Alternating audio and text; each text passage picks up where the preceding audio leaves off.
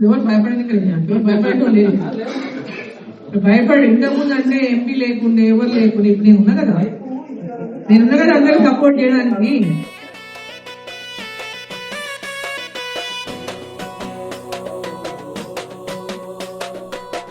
తెలంగాణ గడ్డపై ఎదురులేని జయజమ్మ, నడిగడ్డ సీమలో పౌరుషాల పెద్దమ్మ, వాడి తప్పని మాటకై ఎదురు